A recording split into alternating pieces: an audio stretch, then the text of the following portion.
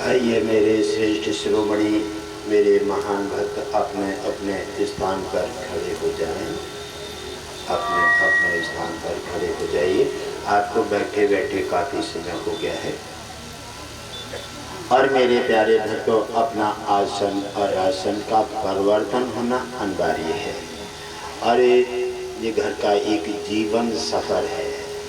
घर के जीवन में एक सफ़र कर रहे हैं और सफ़र कोई ट्रेन में कर रहा है, तो कोई मोटरसाइकिल पर, कोई गाड़ी पर, कोई अपनी अपनी जीवन पैदल यात्रा।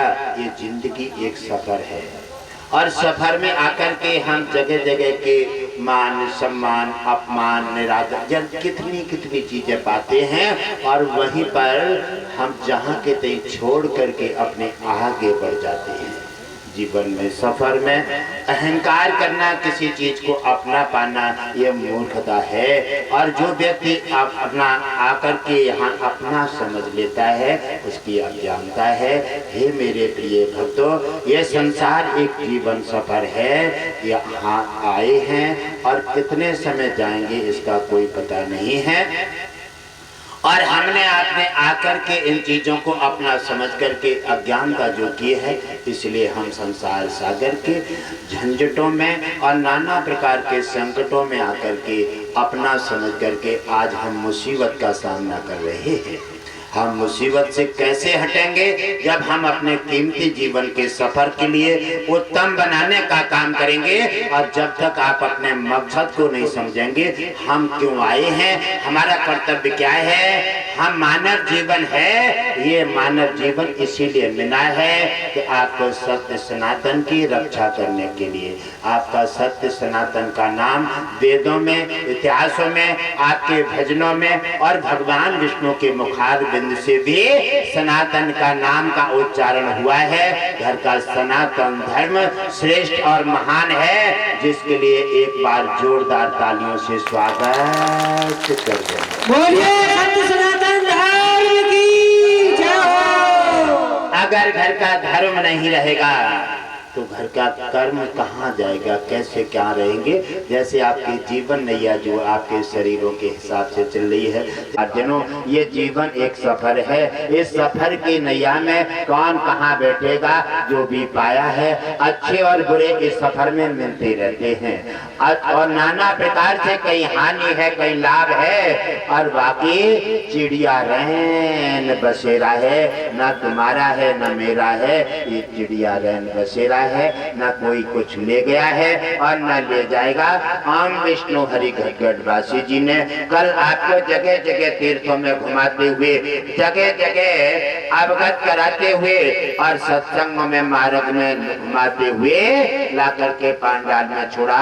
आज ओम विष्णु हरि घटघटवासी जी ने फिर से आज दूसरा दिवस। देश पूरा विश्व हमारा परिवार है। आप हमारा परिवार हैं तो हम आपके हैं, आप हमारे हैं। आप हिल मिल के जितना काम काज करेंगे उतना ही आनंद आएगा। हैचाता नहीं करोगे, मेरे तेरे और दौलत के नशा में अगर अहंकार करोगे। ये बड़े बड़े महान राजा हुए। राजा रावण, जिसके 1 लाख पुत्र 1.25 लाख नाते और ताके घर में दिया न पाती, कुछ नहीं बचा।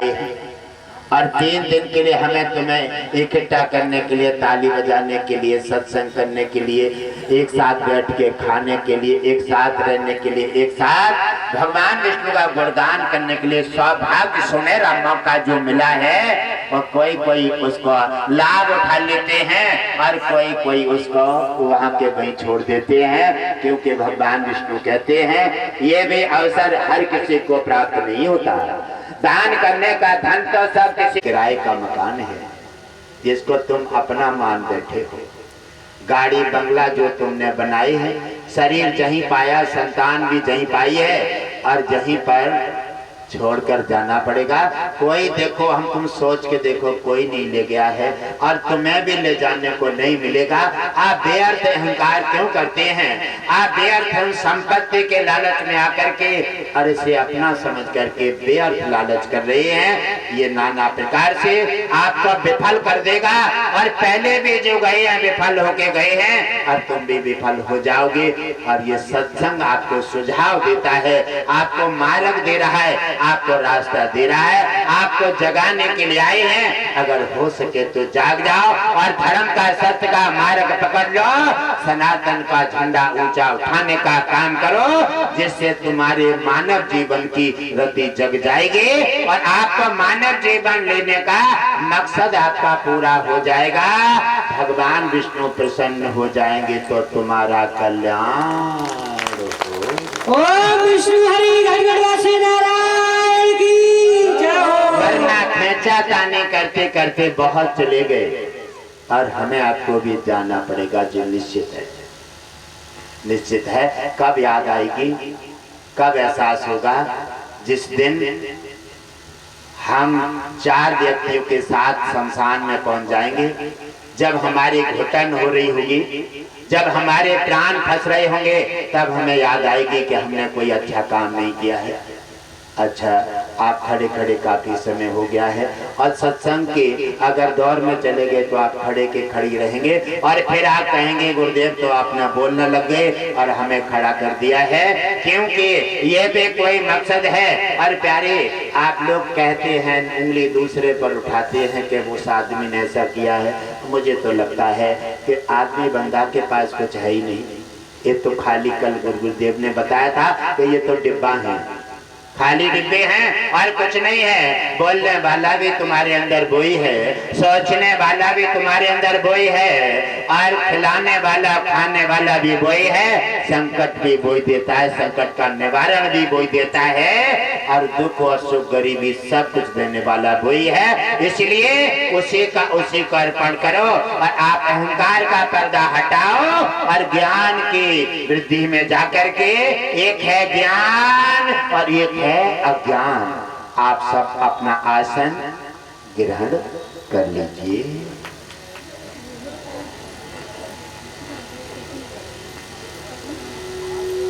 एक है ज्ञान और एक है अज्ञान। 2 रास्ता है।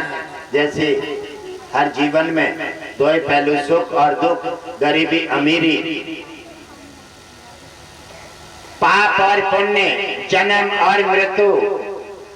हर जगह 2 पहलू हैं, क्योंकि 2 पहलू से मार्ग बनता है। इसलिए हमारे 2 रास्ते बन जाते हैं, एक है ज्ञान और एक है अज्ञान। अज्ञान एक अंधेरा है और ज्ञान एक प्रकाश है। ज्ञान प्रकाश है। आप कहीं रात्रि में अंधेरे में जा रहे हैं और आपने अंधेरे में जाकर कोई लाइट नहीं मिली और आपने पांव रख दिया, या तो कांच पे पड़ेगा, या सड़क पे पड़ेगा, या कांटों पे पड़ेगा, आपके पैरों में लगेगा लेकिन आंखें रोएंगी। क्यों? लगा तो पैर में है, आंखें क्यों रो रही हैं? आपने सोचा क्योंकि प्रेम ही सार है और दुनिया में कोई सार है ही नहीं। भगवान कृष्ण जी ने प्रेम की स्थापना की है और राम ने मर्यादा की स्थापना। जो जो अवतार हुए वह सब तुम्हारे लिए मार्ग देने के लिए, तुम्हारा कल्याण करने के लिए। आपने क्या समझा क्या नहीं समझा, ये तो आपके आधार पर रहा। इसीलिए मेरे प्यारे, ये एक ही है अंधेरा और एक है प्रकाश।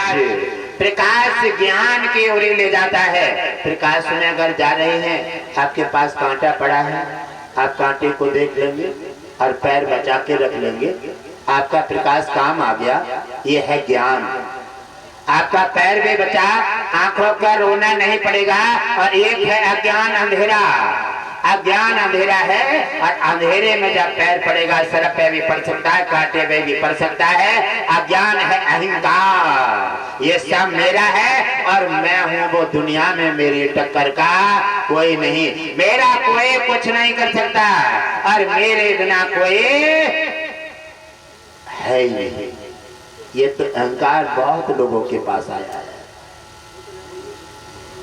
और अहंकार भगवान विष्णु का भोजन है।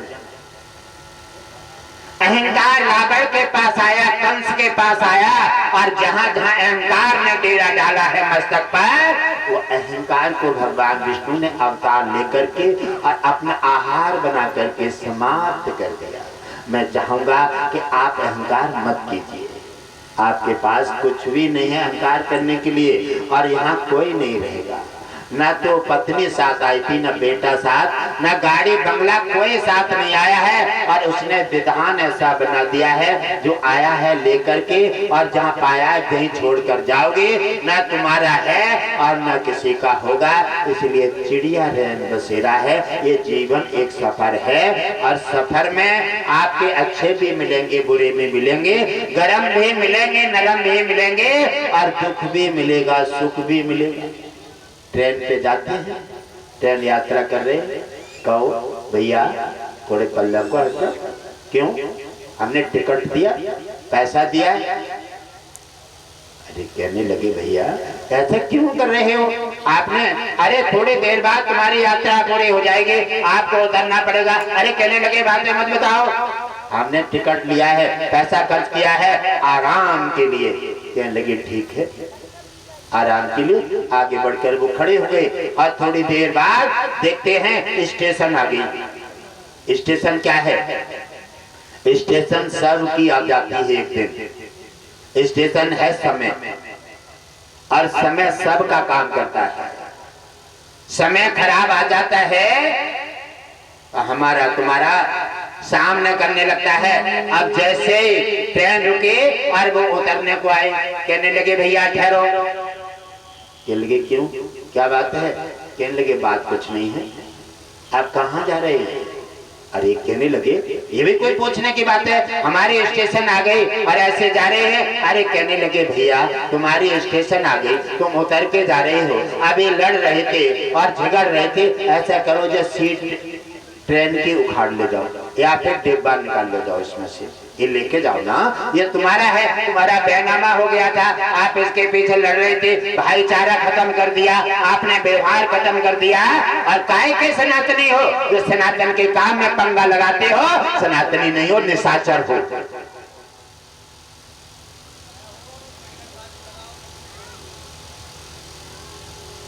उन्होंने कहा